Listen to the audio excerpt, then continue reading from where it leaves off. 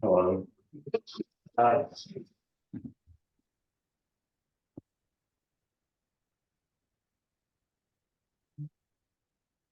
So, um, let me start by just introducing Amar.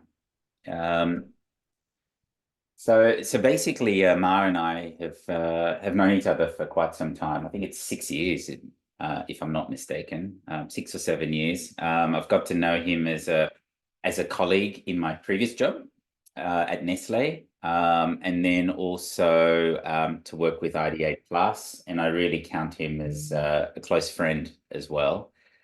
Um, Amar actually is very unique in the way of I see him, and you may be able to relate to this, Julian. That's why, I pointed you out, is Amar is the scientist of design and really thinks about design, compartmentalizes design, and then, has his output and his challenges to, entrepreneurs or businesses um, in a very scientific, methodical approach. And he recently wrote a paper on AI and design, something that we need to also, think about. And that's why I thought it would be great for him to talk about his topic with us, which looks at kind of radical changes that are coming up. Some of them, which are a little bit closer than others. And then with that radical change, we need to also think very closely about how we do the design in order to avoid catastrophes, basically in future. So I'll put you in the limelight, Amar, and I'll stop sharing so that you can share your presentation as well. Thank you very much, Kev, for the very nice introduction. I'll try to live up to the reputation, although it's quite hard, but it's very interesting to hear a different perspective on how you present me. I'll take that into account. Thanks a lot for the food for thought. Can you see my screen now? Great. Kev, I'll just in time, I'll encourage everyone to type questions in the chat, and I may maybe take a pause or two in the middle. So if you could help me keep an eye on that, it would be great just to channel any questions that might come in the middle. Thank you.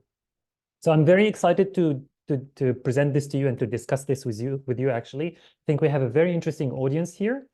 You're experts in innovation, in science, you're researchers, you're entrepreneurs, and I'm really interested in your perspective. I hope that I present to you something a little bit intriguing. It's a little bit work in progress, and it's something that's very close to my heart.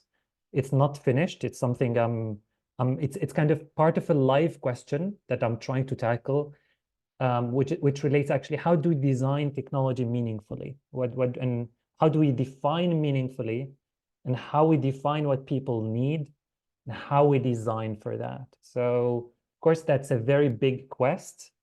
For me, it's potentially a lifetime project. So it's never going to be finished. Nevertheless, I hope to provoke you with something that's interesting that could resonate with you today. So ultimately, I'm going to talk to you about the quest to decode human purpose for meaningful innovation. And how do we approach the question of meaningful innovation, and why we do that? So a little bit of background, I think it relates to the narrative, so that's why I'm giving you some of that. So I come from a background in computer science, originally speaking in the early 2000s. That's my kind of technical upbringing. I infused that a little bit with by doing research in AI and machine learning in the 2000s. And then I made the switch a bit to human-computer interaction and design research. It was part of as a kind of me trying to get interested in, again, how do we relate technology to people? So I was trying to visit different disciplines, some of them in technology, some of them more relate to humans, to studying people, to studying groups, in order to see how different perspectives can actually contribute to that answer. I did quite a bit of research and work in sociology and the humanities in the mid 2010s. And more recently, more on a hobbyist basis, I'm becoming more and more interested in psychology and philosophy. I did my research work when I did my thesis, and I did also some postdoc research that was mostly on online groups collaborating and coordinating, and also falling apart and having conflicts. So it's really at the core of how do we come together as groups of people, and how technology actually helps us create those structures, and how do we design technology for that. Moving forward, then the question that I want to kind of put forward today, which is a little bit ambitious, which is what makes us human. So how can well-being inspire impactful design? And I'll make 2 points. The first one is a little bit more the easier point. It's about that new tech needs more emphasis on relevance. The focus on relevance and the focus on human needs is quite a classical point in design thinking. However, I want to make the point that we actually even need more of that when we are talking about new technology, because of certain challenges that relate to the newness of technology. The second one is that I want also to make a little bit of a contribution to identifying what relevance is. And I want to claim that relevance has a topology, actually, that we can approach it with a certain framework in mind to think about it in a structured way. So we'll get to that in time. Just a small note, please type your questions as I was saying in the chat as we go. So, and we can explore how they connect to your initiative. So try to think about what I'm going to speak to you about in terms of your innovation and your idea, your initiative, your company that you're trying to establish. And don't be afraid to be critical. I'm here to also listen to any suggestions, because as I said, this is work in progress. Before I move forward, just to clarify 2 main terminology, let's say, so we are on the same page. When I speak about design, what I mean by design is that the quest of shaping technology and context, so not only the tools, but also our environment to serve people.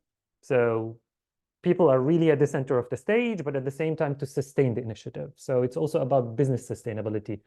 It might not be business, but I'm making it a little bit more generic to an initiative, because it could be another model. But basically, it needs to be a combination between what people need, but at the same time, that intervention needs to sustain itself down the line. So it's about finding that sweet spot between technology and people using that. So that's what we mean by design. And this is why also people are going to take a central, they're going to be a central player in the picture.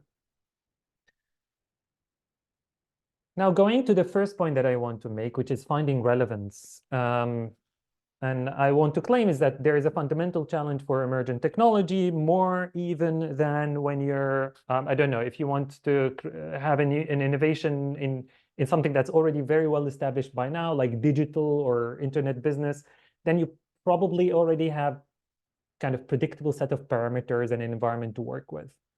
But when you're working with fundamentally new technology that you're kind of opening new horizons, or you're very, very blue sky thinking, you have several issues that are even more amplified in your case. So first, you have unclear needs. So people don't know what they're looking for in that space, don't know what to expect. They cannot imagine the use case, and they cannot express it.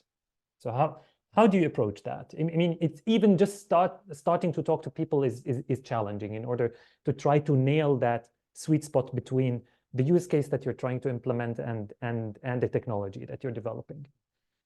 Those use cases are mostly emergent, so they only evolve during design and use. And the dilemma is that most methodologies out there in terms of design thinking doesn't really account much for that. So yes, design thinking accounts for like iterative development, develop something, brainstorm, and then prototype it and test it. But however, I would say it doesn't even approach the scale that is needed when we're talking about new technology. It needs even more fundamentally a very experimental approach in kind of trying very radically in different areas of how use can be configured as technology is being deployed. New technology also, it lacks the infrastructure, almost by definition. So again, if you're doing something that is quite classical, then you have if it's an internet business, you already have the protocols, you have business models, you have the tech infrastructure, a tech stack. You also have talent that is there. You have governance structures that you can basically just import and start a business. But then if we're with radically new technology, then you might not have all of that. So how do you approach that also? Also, you would face misaligned incentives. So for example, this is not the core cause, but one of the causes. Early on, you would probably be more incentivized to think about the technology and think about the investment requirement, which distracts from long-term purpose because it tends to be more short-term about how can you turn this as profitable as quickly as possible, which kind of frames the attention not towards a long-term sustainable use case, which might require a long term of experimentation, but more on implementation and technology feasibility, which are important aspects, of course. However, they're only part of the picture. So as a result, most innovations fail because development is costly, finding sticky use case is quite hard, relevance is hard. How the investment ecosystem deals with that is by diversification, usually, is that you diversify your investment across many different innovations, and then that itself becomes kind of a risk hedging approach so that one of these innovations would stick and would find that relevance. However, from your own point of view, you don't want to be one of those failing innovations. You want to internalize that process of risk hedging internally so that you increase your chances of success. So I mean, what follows from this is the classical point really to make, which is testing, testing, and testing, but even more than what's usually implied. So you need to talk to people and challenge assumptions as frequently as possible because the use case will only come in situ. Like it's, I always bring an example of working with AI. Now AI is not becoming new anymore, but however, because we have already several decades of kind of booms and busts and innovation cycles and deployment, and now we have a recent revival. However, still it's relatively new, and even within this almost established technology now, you can feel that people are still trying really to figure out what are the use cases that can be used for. So that can only be done in experimentation in situ and in paying attention during experimentation to how we could nail those use cases and then redesign quickly around them to change the value proposition, to change what the technology is meant to deliver. The trick is to pivot and make it cheap during the process. Again, I talked about this. I'm not going to repeat that, but maybe for me and from experience, a useful figure to keep in mind is to spend about 10 to 20% on testing and searching for relevance, which is higher than most initiatives and people invest in. But I find that's quite essential until at least a product that is stable and the use case has been nailed to spend this much actually, which means that if you're a single person working on an initiative full time, that would be like one full day during a full work week, just dedicated to testing with audiences, to talking to people and try to challenge the fundamental assumptions on which that value proposition rests. Also, and there's perhaps maybe many of you are already familiar with this work, embrace the innovation diffusion cycle. So there has been quite an influential work by Everett Rogers, who was a sociologist of innovation, who basically identified that with early innovations, you have a quite common innovation life cycle, which kind of governs adoption following a sigmoid function, where at the beginning, you only have early adopters adopting the innovation, and then you have a period where you have a rise where it's becoming more and more mainstream, and as it becomes mainstream, then it kind of plateaus. Probably most of you are even pre the early adopters period, and taking that function into consideration would help you also plan for that. Is that, okay, what's our sustainability model? So we kind of pass through the bottleneck, get enough support from early adoption, even before that, early investment and then early adoption, so that we can make it to that kind of scaled uptake phase, and then what it means after that in order to sustain the delivery of a product on the long term. So part of that is just accepting also that innovation life cycle and to kind of plan with that in mind is that I cannot, in most cases, I cannot expect radical uptake right from the beginning. There will be a bottleneck phase. So how do we plan around that and take that into our consideration? So moving forward, and maybe I'll take just a small pause after I ask the questions and before I give some answers.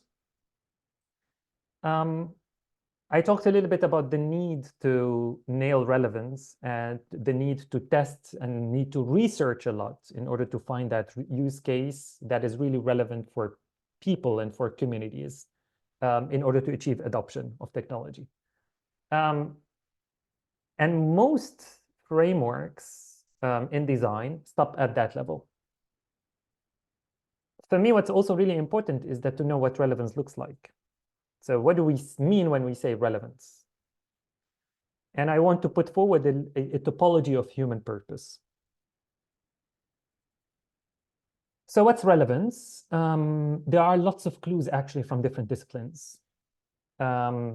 But personally, I get quite frustrated because of the fragmented nature of knowledge out there. So for example, behavioral science provides a very different view about what is a human, what is a group, and their motivations and a definition of well-being compared to sociology, compared to art, compared to humanities. Of course, there are different schools of thought in each of these disciplines, but usually you have a certain vision comes from the mainstream from each one of them, and these can be radically different. So for me, that is quite frustrating and it bothers me. So how do we actually combine these in a way that is meaningful to talk about a single thing, which is relevance to human beings and comes from an integral view about what well-being is about? It is heavily interdisciplinary, this quest. So I'm not a polymath myself, so I cannot be an expert in all of these fields like anthropology, sociology, philosophy, psychology, and humanities and theology. I'm a hobbyist in most of these. But at the same time, I want to kind of signal that out, and I welcome feedback in that sense, because I think many of you are more expert in these domains than myself. So you can come back and correct me as I go forward. So essentially, the question is about what makes us human and what makes us a society. And I think these two questions are relevant to each other. Like this is a single question, as it would turn out. So what are our drives and motivations and desires, and how do we make meaning? And how then can we use that in order to inform design?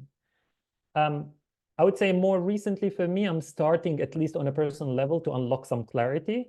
So this is where I'm going to propose to you an evolving topology for relevance, so that you can use that to analyze your own initiative, where you have blind spots. I mean, they might be not even blind spots, they might be not your focus to start with, but at least you can position your initiative in a wider spectrum of what could be relevant to people and uncover kind of areas for potential that you might consider expanding into. Just before actually moving, and I think I teased it out enough now, I want to pause. Kev, are there any comments or questions in the meantime?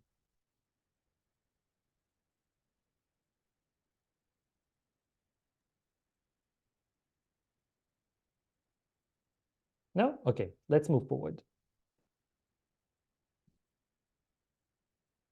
So if there's one slide or one thing, one takeaway I want you to take with you today, it would be here on this slide, which is, a topology of relevance.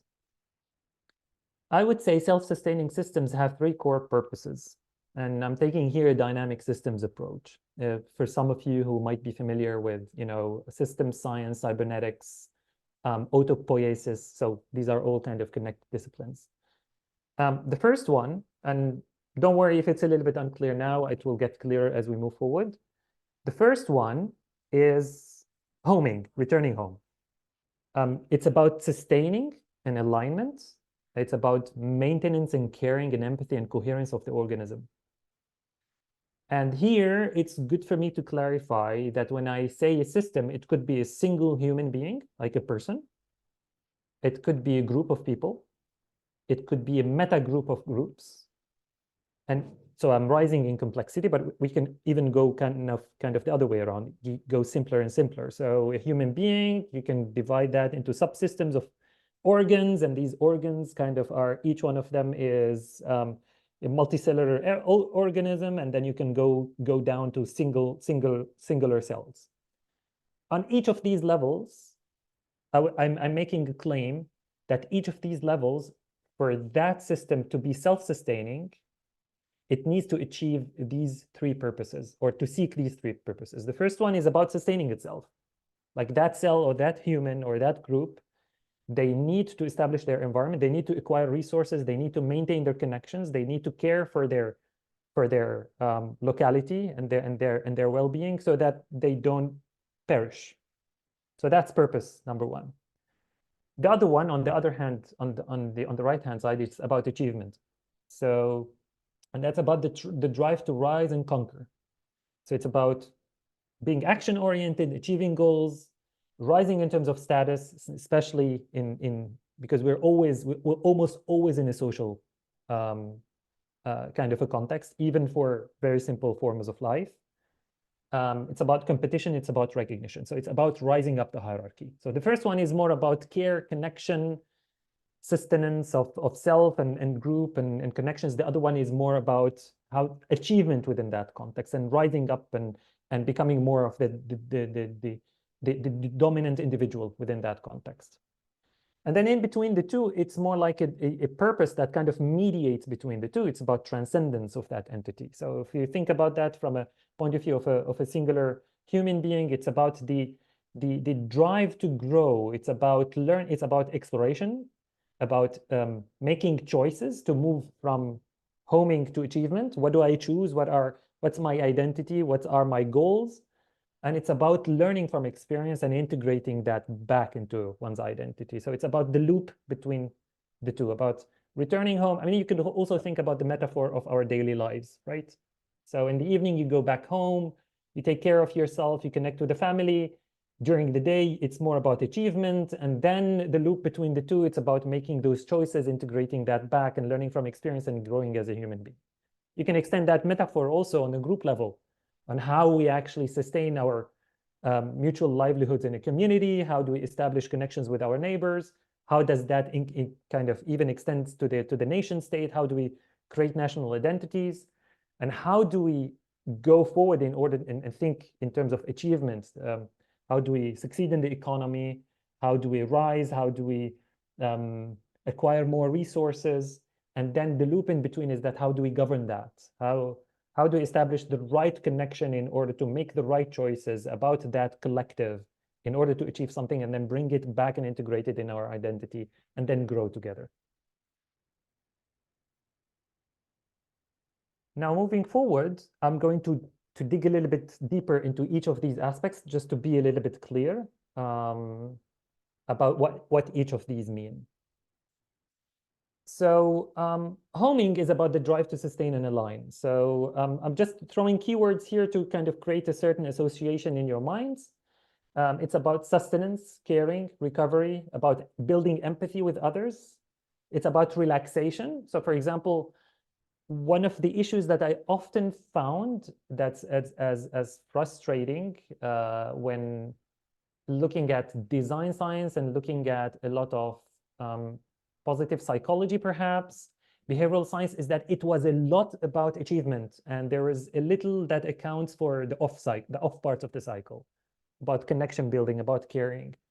So I think this here is, on the other hand side, if you look at sociology, if you look at anthropology, a lot of that is more about homing and about creating that collective that sustains itself. It's about aligning the parts. So it's not about difference. It's about how do we become more similar? How do we have a certain purpose that is collective to us? And it's about sustaining and sustaining our collective, and it's about thrival.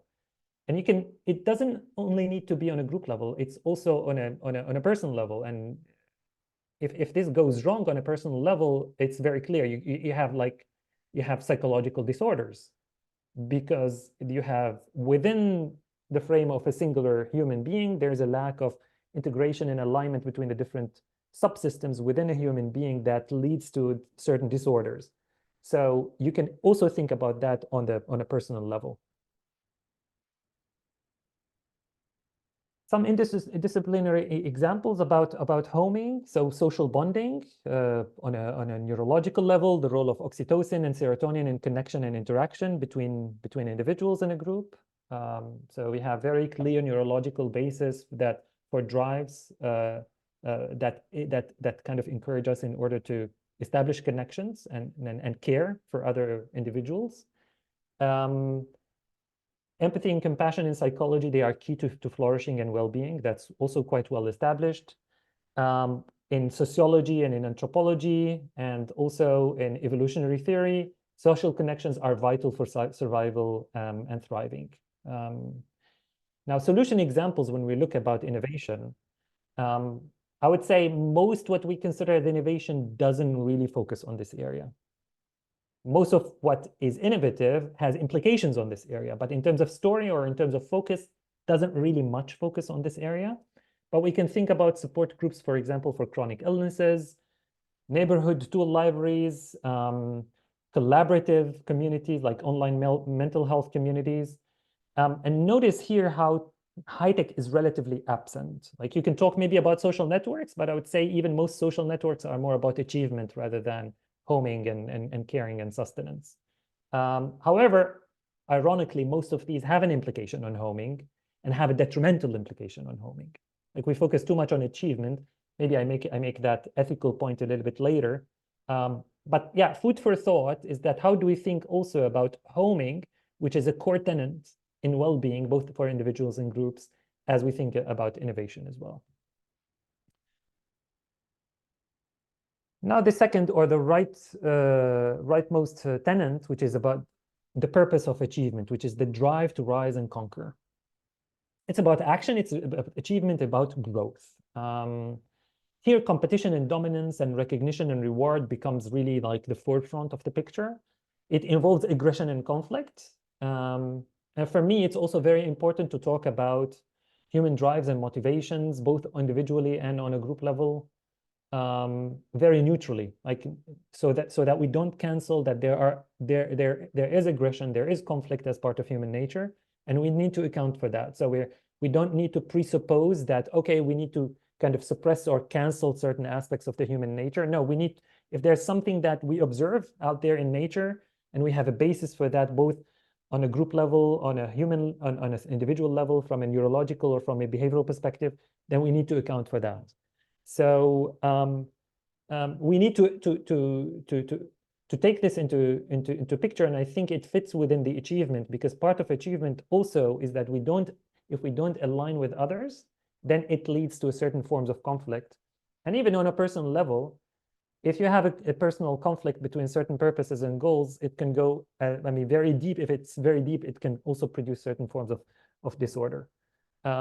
So it's also useful to think about that in different levels.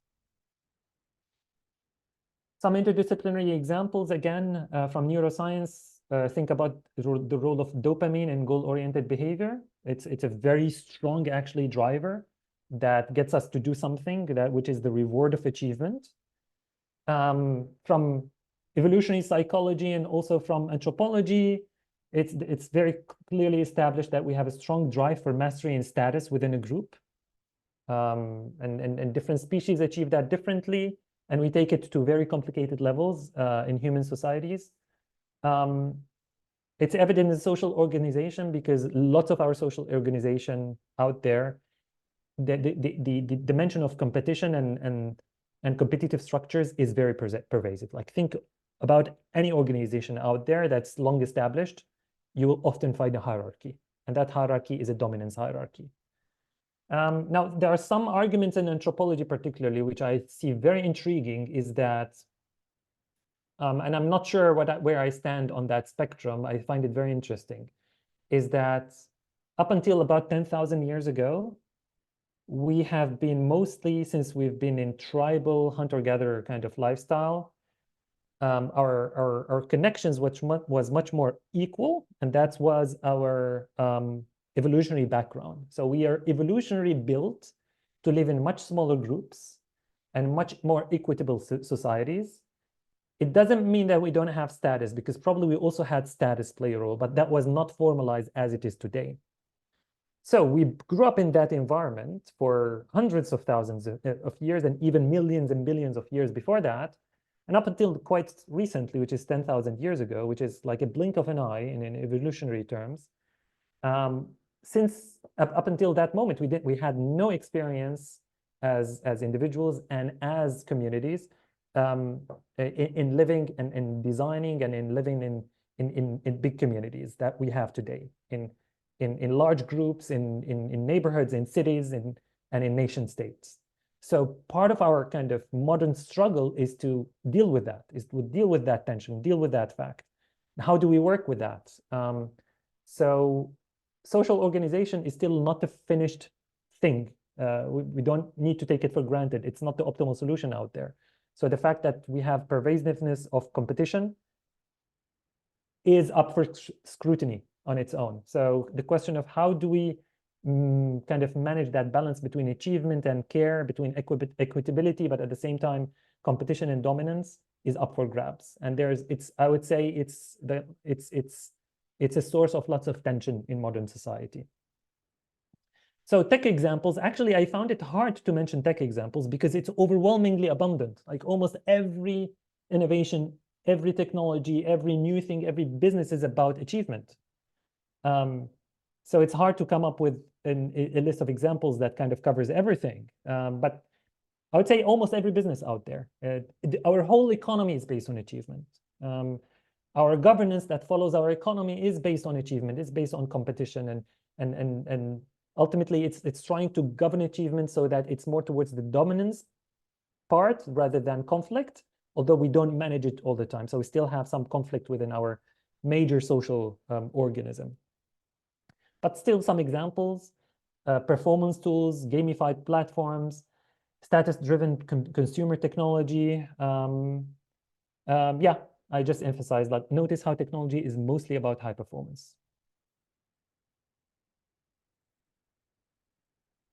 Finally, the third kind of integrating purpose or drive, and that is about transcendence.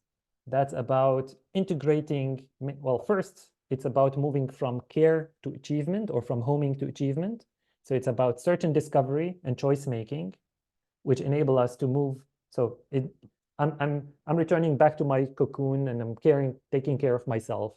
Then I need to have options in order to go out in the world and achieve. So how do I achieve that? It's about certain discovery. I search out in the world, in the environment. What are the opportunities? What are the options?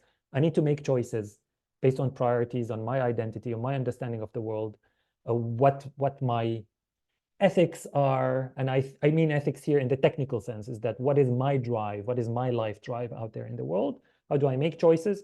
And then I go there and achieve, and then I come back and integrate that into my psyche, into my identity. So it's about learning and reflection. So now it's about the connection back from achievement to homing and care. Some interdisciplinary examples of this drive or this purpose. Play behavior in neurology is quite well established. It's actually quite ancient from a neural perspective. So actually, if you peel a lot of, and maybe some people amongst you who are more expert in neuroscience and in biology than I am can shed more light on this, or can critique me on this point. But actually, if you peel off most of the higher parts of the brain, still play behavioral still manifests in animals and in mammals. Actually, explorative behavior is even more ancient and go back to kind of simpler life forms. So it's very built into our life drive, is how do we explore in order to increase our optionality in the environment. Of course, our higher brain areas manifest even more complex reflective power in order to integrate learning from experience. But also learning from experience is very, very ancient, goes back to singular cellular forms. There are arguments about single cells being able to learn from their environment, do simple forms of associative learning, like you expose them to certain stimulus with a positive outcome, and then they learn it to associate the two and then to generate an approach response to that positive stimulus in order to get the reward. So they have even rudimentary forms of memory and learning. In positive psychology, growth and transcendence actually are at the core of the whole discipline, because they almost define well-being based on the ability to learn and grow and change identity and always transcend oneself. I would say here technology is a bit also absent in terms of at least focus. It has implications on this purpose, maybe not as much as homing. Maybe, I mean, it's more present than in homing, but still not as much as with achievement. But some examples, for example, like mind mapping, visual thinking in order to aid exploration, recommendation systems that expose people to new ideas. Gaming itself, the gaming industry, it's not only that, but it's also it capitalizes a lot on this drive, especially like multiplayer open environment games that encourage exploration.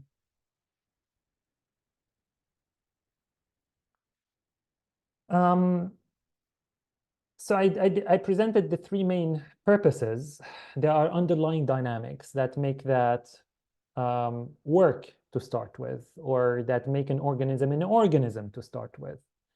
I would say many disciplines actually focus on these as first-class citizens, like sense-making, coordination, and enablement. What I'm doing here is I'm doing a reverse move. I'm starting with the upper purpose of what the dynamic system has as a purpose in order to sustain itself and thrive and adapt, and then talk about the dynamics as enablers to those purposes. So start from the purpose and then talk about the mechanisms. For me, I find it more of a kind of a productive dynamic to speak this way, because then it enables me to speak about the purpose before the means, so that when I speak about the means, then it's clear how these contribute to that upper or higher level purpose. So these, of course, are very complex areas to tackle. They would require, we could spend years talking about each one of these. You have whole disciplines focusing on like sub areas within each of these categories. So it would be very pretentious of me to talk about this in one slide. Still, I want kind of to put that on there. So an organism needs to have sense making, like needs to perceive the environment, to model the environment, to project, and to make decisions in order to correspond to the three purposes. We humans definitely take sense making to even high levels, but it also goes all the way back to the early beginnings of life. Is that how do you actually model the environment, perceive, and react? Coordination is very important. Signaling and language and culture and governance, and that kind of you can maybe feel that it increases in terms of complexity. Like we can talk about simple forms of signaling between individuals of early forms of life, but then as we increase in complexity and in the evolution hierarchy, you can get to forms of language, to culture, to governance. It's more really about how do you bring different individuals and have them coordinate so that it produces a bigger organism. So you can think about coordination mechanisms that enable single cells in order to create multicellular organisms, and then multicellular organisms forming organs, organs forming individuals, individual forming groups, and groups forming like supragroups and nations, and then a global community. We can talk also about enablement as an important dynamic, is that almost every living form has some kind of interacts with the environment and changes that environment in order to be more hospitable to life. And of course, as humans, we take this even to really high, extreme heights. But you can also see that in very simple organisms, is that how the environment actually changes chemically and infrastructurally to support the thriving of that organism. What we bring very strongly to the picture, of course, is tools and technology and infrastructure. So here I'm starting with the left-hand side. Tools is the simplest form, is that when you have a single tool for a single purpose, or a tool for multiple purposes that evolves into a technology and maybe an ecosystem. But then when it becomes adopted and then it becomes ingrained in our ways of life, then it becomes really an infrastructure, and it kind of tends to be hidden and assumed and becomes a service. So that's this part I'm not going in too much detail. I need to confess, I need to spend more time thinking about this and how to integrate it more meaningfully. But still, I felt that if I just presented that three high-level purposes, it would be a little bit lacking. We need also to talk about the enabling mechanisms of an organism to, like, what are the tools that are available to an organism to thrive and to approach these purposes? And here I'm proposing that in these three major categories. So how to use this topology? And that's really the big question here. For me personally, I find it very useful to analyze products and movements. And my ambition here is really big, is that I'm trying to present a topology that can be used to analyze almost everything that has a purpose that relates to people. From a person living their life to a business, to a nation state, to analyzing like an imbalance or a societal problem that we have. I think that we have vocabulary there in that topology that serves these purposes. And you can do that on multiple levels. Like you can do that on the explicit story of an innovation or a product. So maybe for your immediate purpose, you want to think, you want to analyze your own idea. You can think about in these terms about your idea in two levels. One level is how do you present your idea as a story to investors and to the public? What vocabulary do you use in the purpose that you want to put forward? Because people, and I would make a claim here, again, it's a hypothesis, but I think it's a strong conjecture, is that people resonate if you speak in the vocabulary of these three purposes that I present here. Even on a subconscious level. So you can use these as terminology in order to kind of phrase how you actually present your story out there to the world, to make a convincing case for investors, but on the long term, even on uptake, whoever the user of your technology would be. The other part is not only the storytelling, but also the actual concept itself. Like, what's the use case? What's the relevance area that you're trying to tackle? Are you more towards homing? Are you more towards achievement? Are you more towards transcendence? And if you're more towards one of these three, then how do you connect with a bigger ecosystem? So, and what are the risks? Do you create imbalances? Especially that many of you are thinking really, really big ideas that might have very strong implications if there's a strong uptake down the line. Like for example, if you do something that is very much towards achievement and then it has a disruptive nature, then what kind of implications might it have on caring and community connections? And how do you deal with that down the line? How do you balance that back? How do you incorporate other elements? How do you discover new opportunities for you that you haven't thought about to incorporate different purposes in your ambition? I would say you can use that framework also to think about modern dysfunction. And we clearly have like very big modern challenges that we deal on a global level. And I'm mentioning some of the top ones. Like we have a very big mental health pandemic that is quite global, slightly hidden, but it's now very well recognized across the world. We have a clear ecological overshoot where we work we live and thrive in a limited planet with limited resources, with limited environments, and it's relatively fragile. So how do we work with that? We have a meaning crisis. So it's related to the mental health pandemic, is that we have kind of a growing pervasive sense amongst people of what's the higher purpose in life.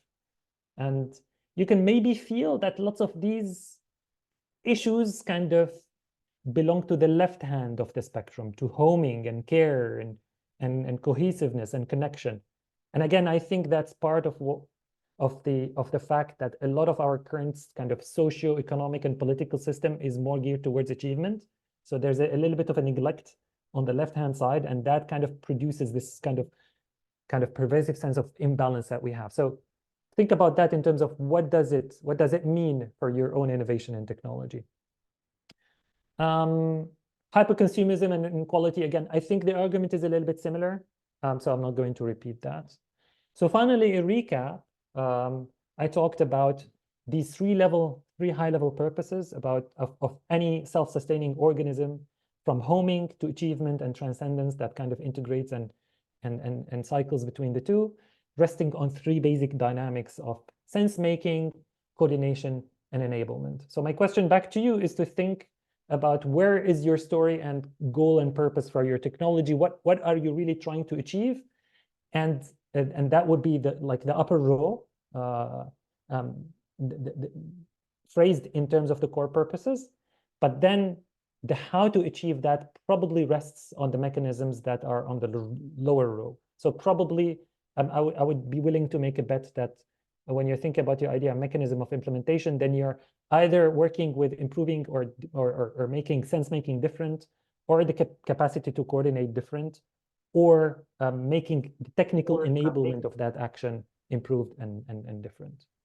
So with that, that's the end of my presentation. I'm open to any questions or reflections. And even some clarifications, or you can make a comment on how this relates to your own work. I think that would be very relevant. Over to you.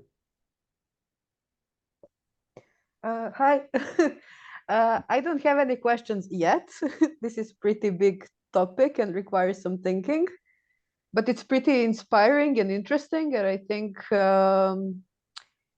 it's a good point for all of us to reflect on regarding our ideas. So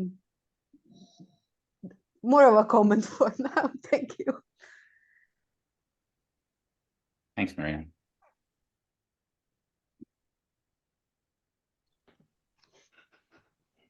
Thanks. The first thing that actually came into my mind was if you look into HR management and the testing tools that are used there, if you look at like the Myers-Briggs type indicator or Insights disk and wheel and these kinds of things, they tend to use a pretty similar categorization of personality styles, which also you could summarize under those 3 headlines there, or in some cases it's 4 headlines, sometimes it's more, sometimes it's less. But it kind of also, well, as it's all about people, you need to address personalities and things that are important to the people that go along the lines like homing, transcendence, or achievement in this case.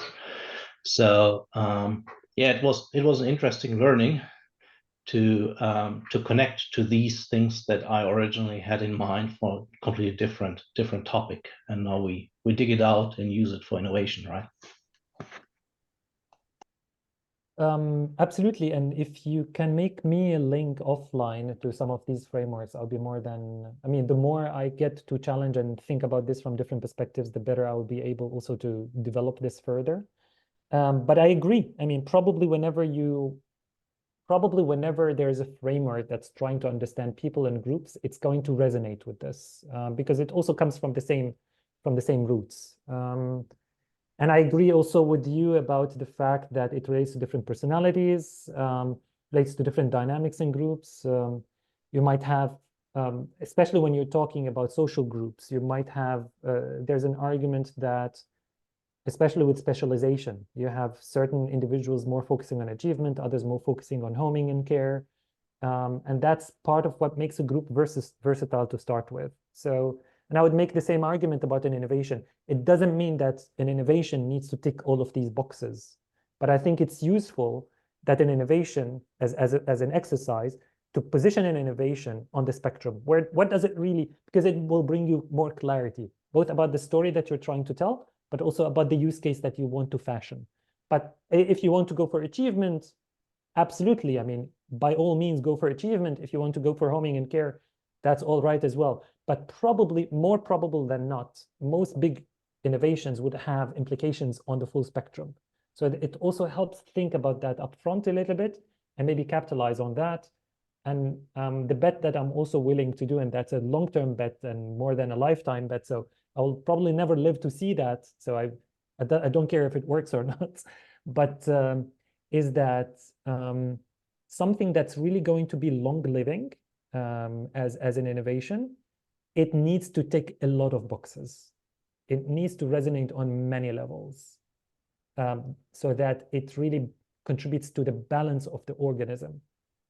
And also something that could be quite short-lived is probably something that contributes in an inverse kind of dynamic to the balance of that organism. To your point, I mean, for something to be a long-lasting innovation, it needs to continually evolve, right?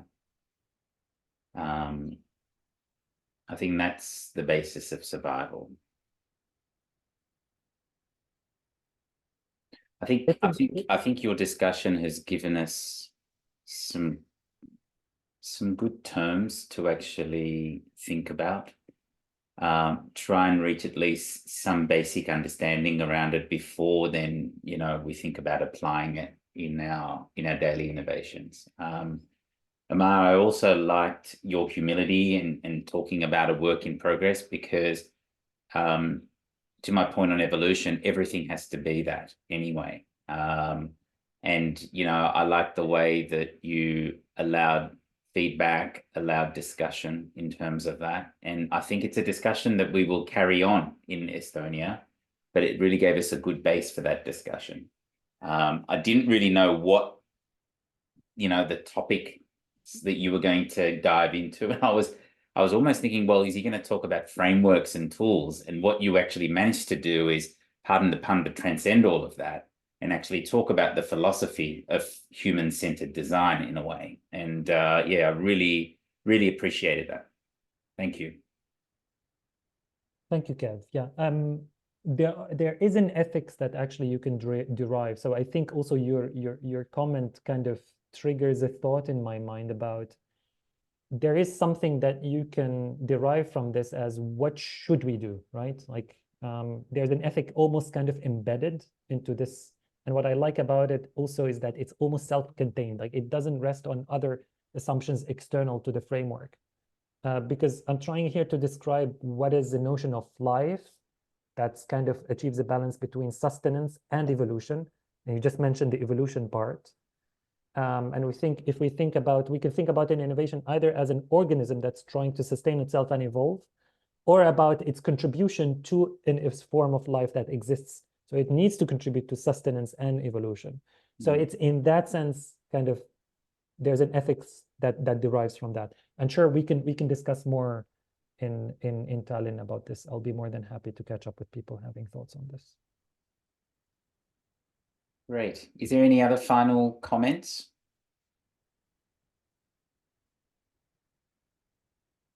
If you do have comments, please, you can reach out to RDA Plus, or you can actually go and reach out straight to Amar, and he would love to continue the discussion, as we said. And just to talk a little bit about next week as well. So we will have another webinar session next week in which Irena will talk about lean startup. I think that would be fairly relevant to a lot of you. And what we will try and give you is also some basic understanding in terms of the terminology, and then also give you some tools that you need to think about as you start this journey as well. So thank you everyone for participating.